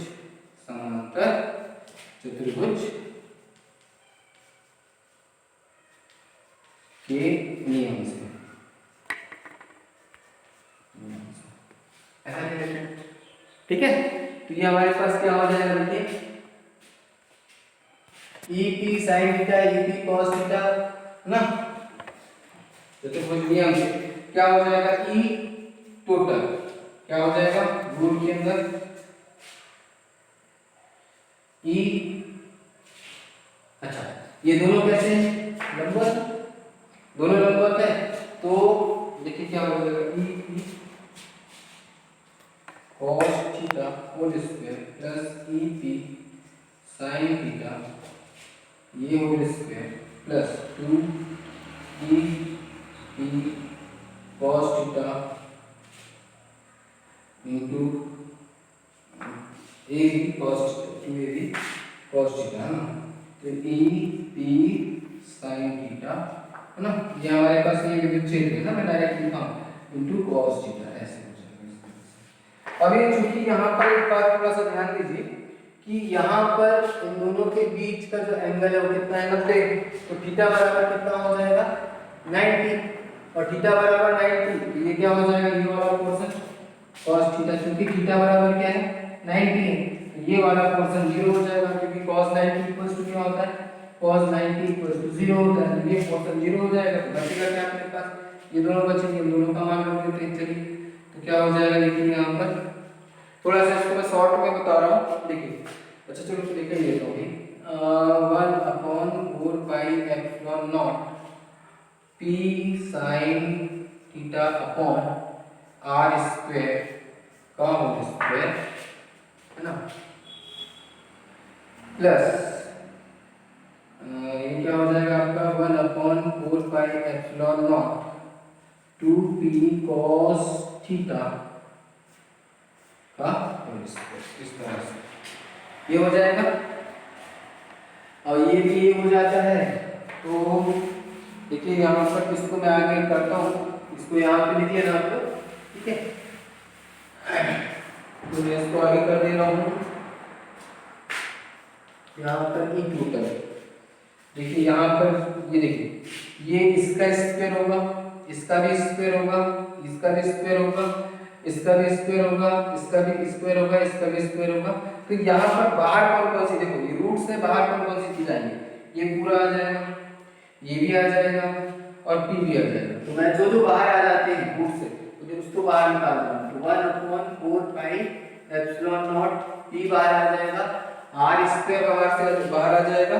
अब बचेगा क्या हमारे पास रूट के अंदर, तो देखिए रूट के अंदर क्या बचेगा, यहाँ पर बचेगा अपने पास साइन स्क्वायर थीटा, क्या बचेगा साइन स्क्वायर थीटा, ठीक है, यहाँ पर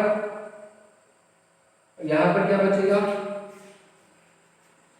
तो यहाँ पर बचेगा अपना 2 की जगह 4 cos स्क्वायर थीटा, ये बच जाएगा, ठीक है। अब इसको अपन क्या करते हैं, एक काम करते हैं 1/4π∁0 है ना p/r स्क्वायर, इसको ऐसा लिख सकता हूँ मैं साइन स्क्वायर थीटा प्लस एक cos लिख देता हूँ इधर cos square theta plus 3 cos square theta, ऐसे लिख सकता हूँ।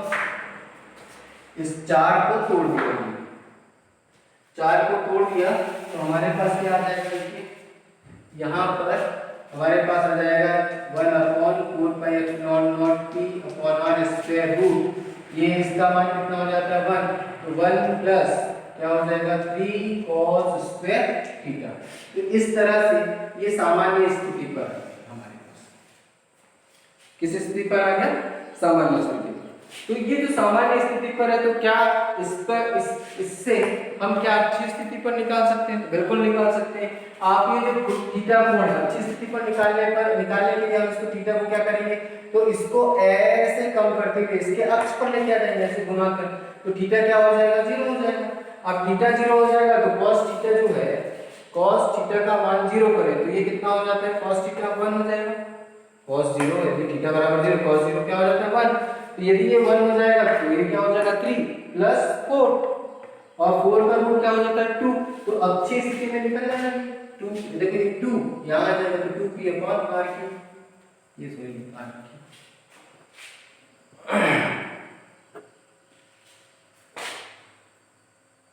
और स्क्वायर इन गड़बड़ हुआ क्या, अच्छा r3 है ये r3 है, नहीं सब r3 ये r3 है ना, ये सारे आर क्यूब हैं, इसलिए यहाँ पे ये आर क्यूब, ठीक, हमने पहले ही पढ़ा था, उसमें इसके पहले भी आर क्यूब लिखेंगे आप लोग, है ना। तो यहाँ पर अब निरक्षीय स्थिति की बात करते हैं। ये कहाँ इसको ऐसे लिया, अभी थीटा में घुमा है, ये इसको ऐसे 90 कर दो, तो यदि थीटा बराबर 90 कर देते हो तो ये क्या हो जाएगा आपका 0। यदि ये 0 हो गया तो ये आपका निरक्षीय स्थिति में मिल जाएगा। अर्थात ये जो सामान्य स्थिति है, सामान्य स्थिति से हम अच्छी स्थिति भी निकाल सकते हैं और निरक्षीय स्थिति भी निकाल सकते हैं। Is that clear? अब थोड़ा सा टाइम देंगे, थोड़ा सा हम क्या देखते हैं, ये हमने जो निकाला है इसको थोड़ा समझते हैं। देखिए यहाँ पर अक्षीय स्थिति में हमने देखा कि अक्षीय स्थिति में जो विद्युत क्षेत्र, ये हमने यहाँ पे कुछ विद्युत की गणना की। यहाँ पर अक्षीय स्थिति में देखा तो उसकी दिशा क्या थी, निरक्षीय स्थिति में हमने देखा तो उसकी दिशा क्या थी, ये। यहाँ पर देखा तो उसकी दिशा क्या थी, ये, है ना। इधर हमने क्या रखा है तो प्लस, इधर क्या रखा है माइनस। देखिए यहाँ पर यदि मैं ऐसे देखता हूँ तो देखिए यहाँ रखें, यदि यहाँ रखा होता तो उसकी दिशा क्या होती है, यहाँ रखा होता तो उसकी दिशा क्या होती है, यहाँ रखा था तो यहाँ रखा था तो उसकी दिशा ये, यहाँ रखे होते तो ये होती। इस तरह से यदि मैं इसको ऐसे मिला तो देखिए ये प्लस से कहाँ है माइनस में, वैसे ही यहाँ पर भी कैसे जाता है प्लस से माइनस में। इसी तरह से जितनी भी दिशाएं हैं वो प्लस से माइनस की होती। ये क्या है, ये क्या है, विद्युत क्षेत्र की रेखाएं। तो ये रेखाएं भी कहाँ से बन रही है, यहाँ से। बात समझ में आ रही है? इस स्थिति में देख रहे हैं तो देखिए इसकी दिशा कहाँ है। तो इस तरह से वो दिशाएं कैसे होती है, इस तरह से अपने पास एक प्लस से माइनस, तो ये अपने पास एक विद्युत क्षेत्र की रेखाएं भी इससे तैयार हो जाती हैं।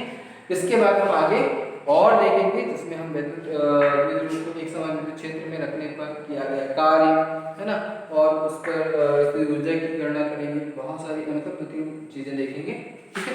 तो आज यहीं तक करते हैं, उसके बाद आगे ठीक है।